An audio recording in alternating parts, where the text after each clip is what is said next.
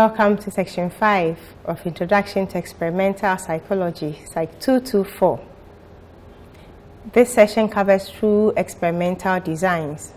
So this is the first part, and then Session 6 will talk about the second part of true experimental designs.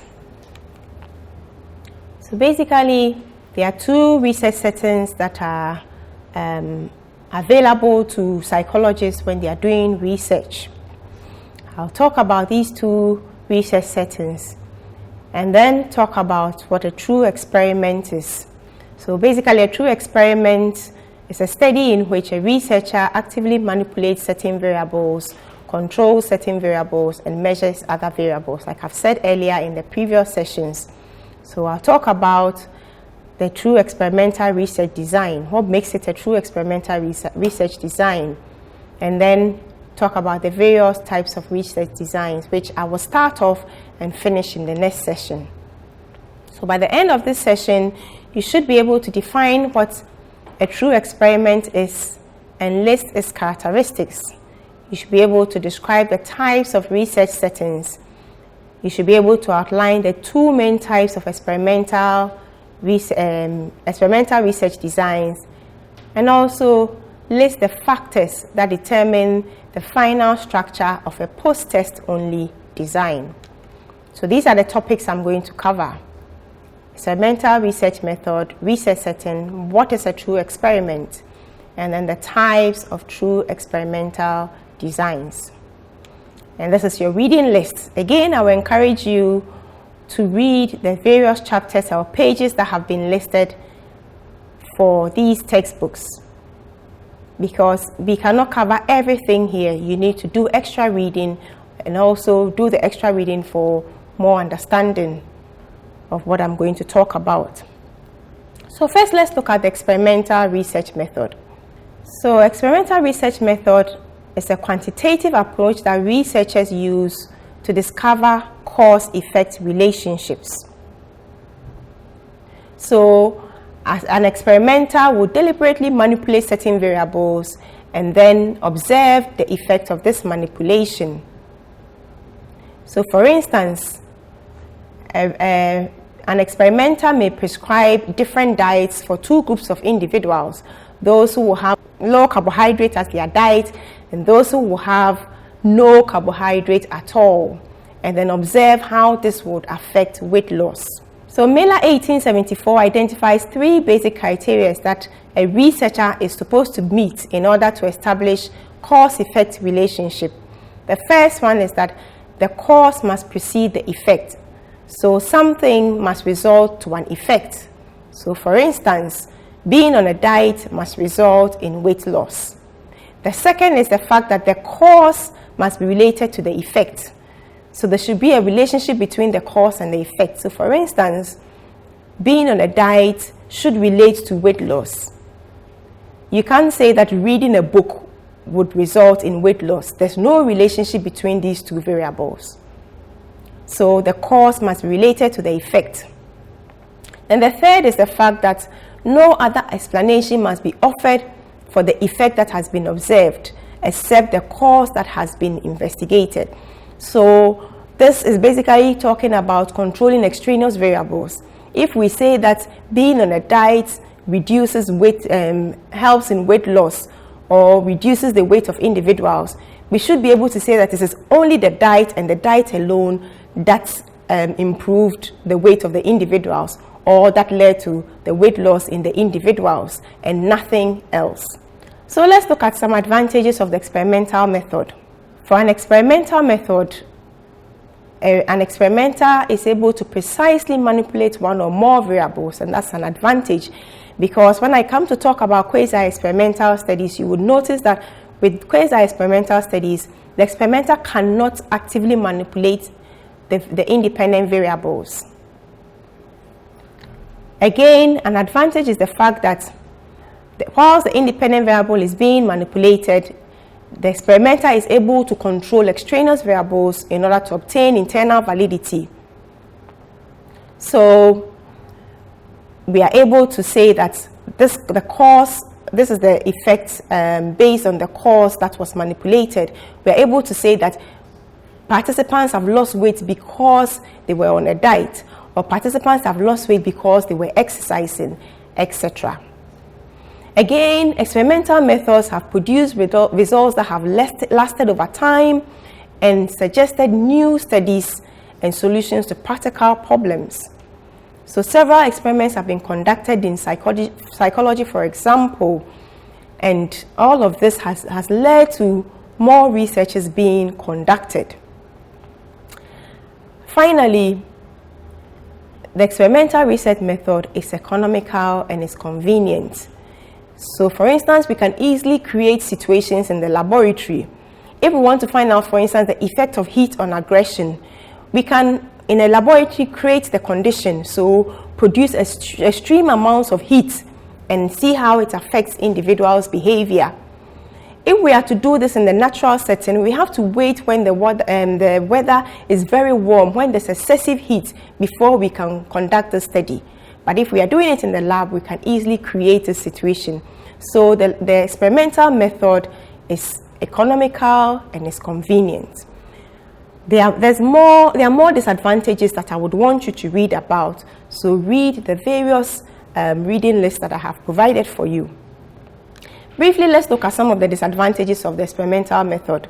So laboratory experiments, for example, are obtained in an artificial and sterile atmosphere.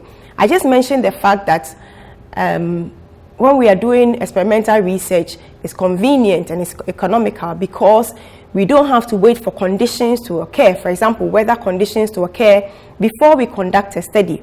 We can create those conditions in the laboratory. But when we do that, we are creating an artificial atmosphere. So perhaps the levels of heat that will generate from the laboratory may be different from what would be generated in the natural setting. And as a result of that, with laboratory experiments, we cannot easily generalize the findings to real-life situations because we merely create these situations in the laboratory.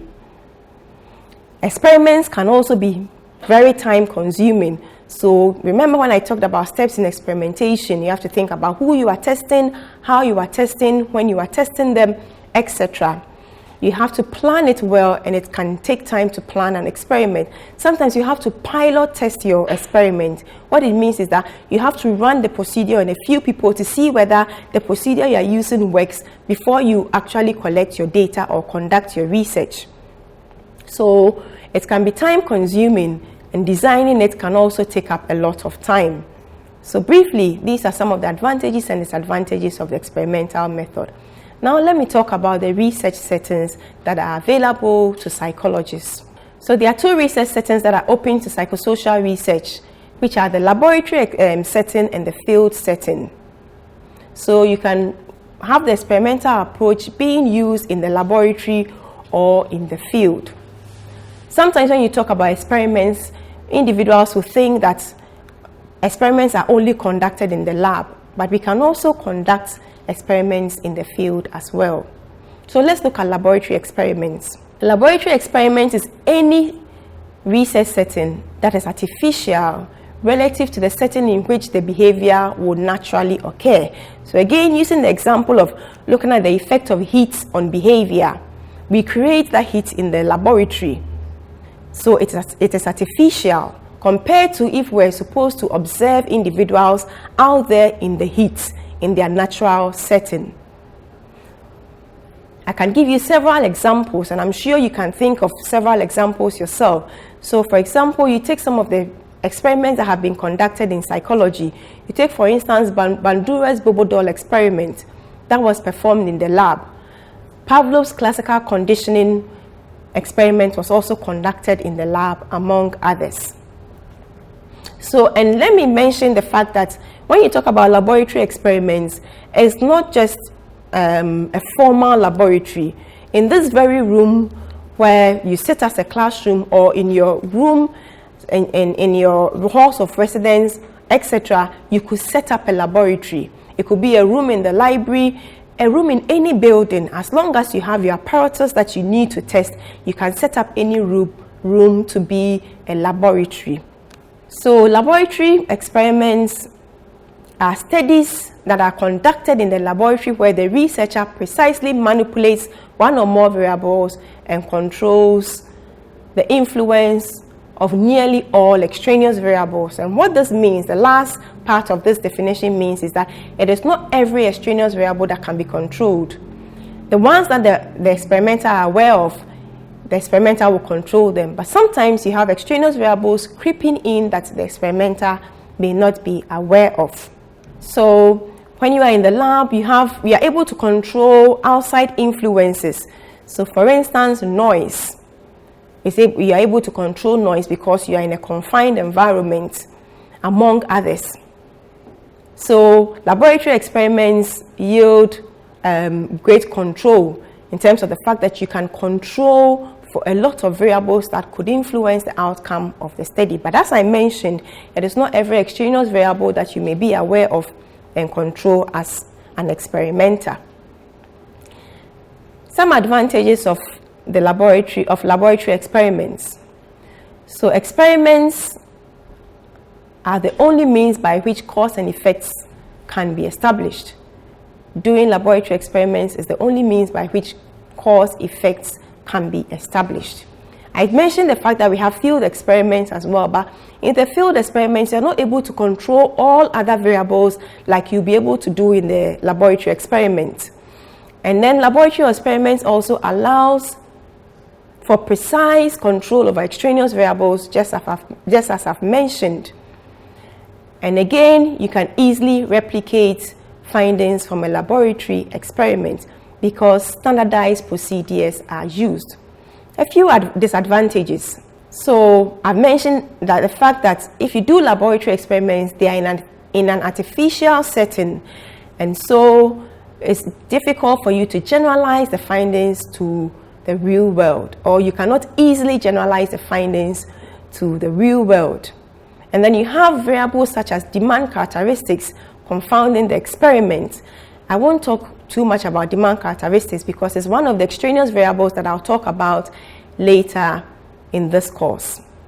But basically, they are cues that the participants will pick from the environment, which may give the participants an idea of what the researcher is doing.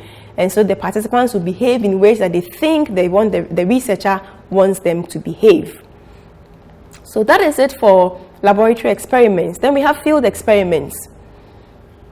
A field experiment is any experimental study that is conducted in the real life setting in which in the participant's natural environment. So look at the difference between a laboratory experiment and a field experiment. Laboratory experiment is conducted in an artificial setting. Field experiments is conducted in the natural setting or real life setting. So again, the researcher decides which variables to manipulate, etc. So the field experiment has about the same qualities as a laboratory experiment, except that it is done in the real world. And one other difference is the fact that with the field experiment, there's less control over extraneous variables than you have in the laboratory experiment. Advantages of the field experiment. So because it's performed in a natural setting, you can easily generalize your findings. And then because it's not conducted in the laboratory, you don't have demand characteristics being extraneous variables that can affect the outcome of the study.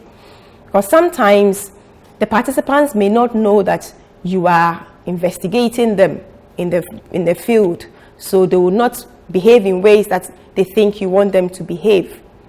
A disadvantage of the field setting is the fact that there's less control over extraneous variables. I've just mentioned that. And also, it is not easy to replicate field experiments like it is to replicate laboratory experiments. So this brings us to the end of the types of research settings. Now let me talk about what a true experiment is. A true experiment is a study in which the researcher actively manipulates a variable that participants are exposed to. I've said that over and over again. So there's manipulation of the independent variable, and then there's control of extraneous variables while the dependent variable is measured.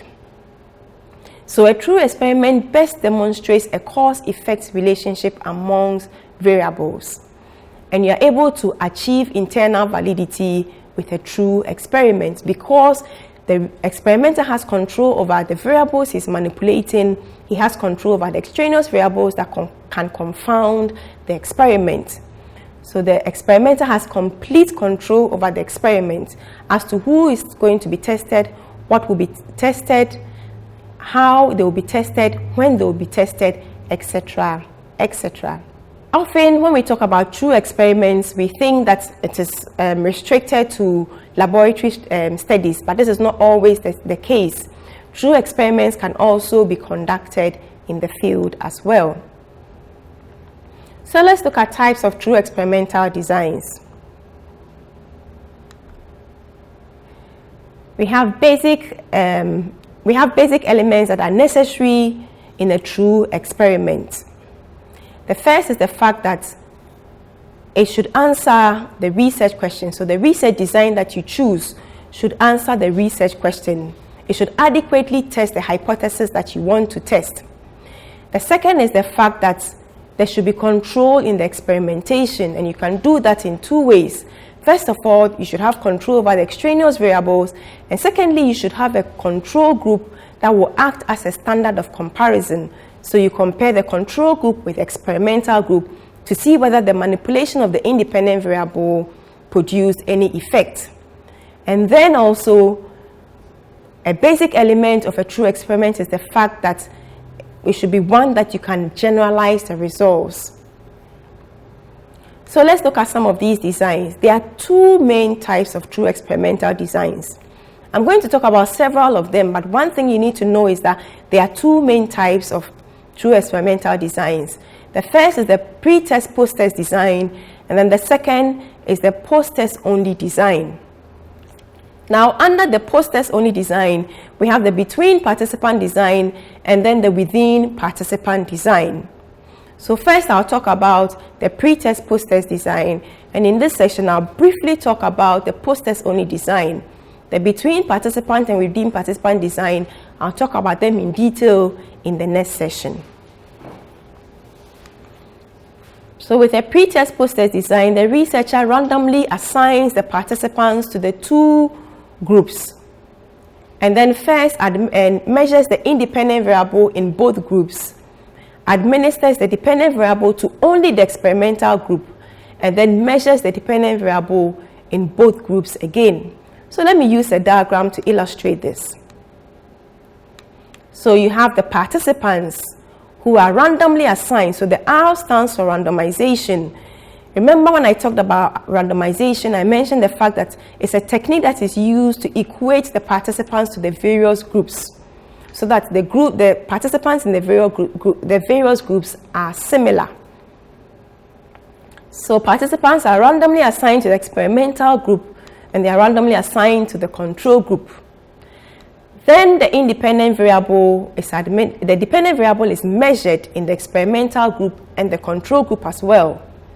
So if, let's say, we're looking at the effect of diet on weight loss, we have an experimental group and a control group. We measure the weight of both groups at the pretest level. Then we administer the independent variable, which is diet, to the experimental group. So we have the experimental group go on a diet that we give to them. But we don't do the same for the control group. Remember, they are only there to act as a standard of comparison, so they don't receive any independent variable. So let's say we give the experimental group a diet to follow for 12 weeks. Then after the 12 weeks, we measure their weight again, measure the weight of the participants in the control group as well. So at the end of the day, we'll be comparing the difference between the measures for the experimental group and the control group. First of all, what's the difference between the pre-test and the post-test for the experimental group? What's the difference between the pre-test and the post-test for the control group? And then we compare what we find. So when you use this method, this design, where you have an experimental group and a control group, extraneous variables such as history and maturation are controlled. Again, I'll talk about these in detail when I talk about extraneous variables. Then we have the post-test only design. So with the post-test-only design, as its name suggests, the independent variable is administered to the experimental group, but not the control group. And then the dependent variable is measured in both groups. So there is no pretest. It's just a post-test-only design. This is how this design looks like. So participants, again, are randomly assigned to the experimental group and the control group. The experimental group receives the independent variable. So if it's diet, they are put on a diet. But we don't put the control group on a diet. And then we measure the dependent variable in both groups and compare the scores of the post-test for the experimental group and the control group. So this format I've showed you, or this diagram, is the basic structure of a post-test-only design. Remember I mentioned that we have the between participant design and the within participant design. So the exact structure of the post-test-only design will depend on several factors, which means that when you take the post-test-only design, that also has several types of designs. So first of all, the number of independent variables that are involved in the experiment will determine the type of post-test-only design that you would have. So is it only one independent variable, or is it more than one? Another is the fact that the number of levels of variations will determine the design. So for instance, if it's alcohol, how many levels of alcohol? If it's exercise, how many types of exercise do we have, etc. And then finally, the third condition will be whether the same participants are tested or different participants are tested. So where you are testing the same participants, so let's say you are testing the effect of alcohol on recall. So you have the group of participants drink a bottle of alcohol, then they come the following day, they drink another bottle, then they come again, they drink 2 bottles on the second occasion, the third occasion they drink 3 bottles of alcohol. So the same participants are being tested repeatedly. That will determine the kind of post-test-only design you will have. On the other hand, if you had 3 groups of participants being administered 1 bottle for one group, 2 bottles for the second group, and 3 bottles for the third group, then you would have a different type of post-test-only design. So we have the between participant design. That is when you are testing different groups of participants. And then we have the within participant design when you are testing the same group of participants, because you are testing the differences within the same individuals. Between participant design, you are testing the differences of alcohol intake between the different groups of participants. So when you take the between participant design, there are 3 types. You have the 2-group between participant design, and then you have the simple randomized participant design, and then the factorial design. So where you are testing different groups of participants, it means that the participants in the experimental group will differ from those in the control group. Or if you have 3 groups of participants, you have different groups for each of these 3 groups, different participants for each of these 3 groups. So for between participant design, an experimenter will investigate only one independent variable. So you can have the presence versus absence technique, you can have different levels of the independent variable, or you can have different types of the independent variable. Now, an advantage of this design, which is the between participant design, is the fact that different groups of participants are tested. So you don't have what you call the sequencing effect occurring, which is if you are testing the same participants, then the fact that they are receiving different conditions at different times could affect the outcome of the study. That is what you call sequencing effect. In this case, because we are testing different groups of participants, you don't have the sequencing effect occurring. Also, participants are randomly assigned to the various groups. So it means that they are similar in the various groups, so you can compare the participants. There are different types of between participant designs. I mentioned that much earlier on.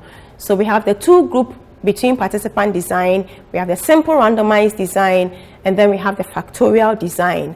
So I will talk about these in our next session. So this brings us to the end of this session. So in this session, I have talked about what a true experiment is. I have talked about the 2 experimental research settings that are available to psychologists, and I've also talked about the various experimental research designs, the true experimental research designs, which I'll be continuing in the second part of session 5.